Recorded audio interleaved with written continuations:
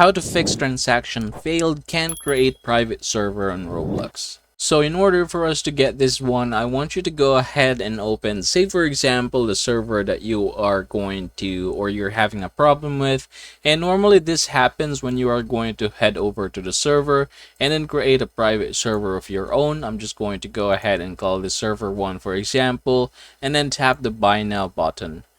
Click not now. Alright, there you go. Now I have managed to create a server here, and yeah, what is going to happen usually is that if this particular server has a full server or full capacity already, now there is going to be an error that you are going to receive.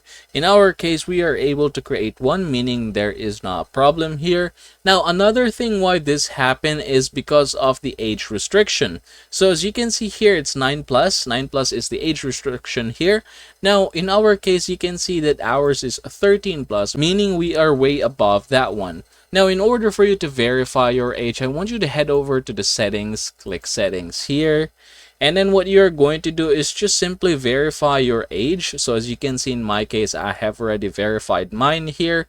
And yep, that is basically the only thing that you are going to do, everybody.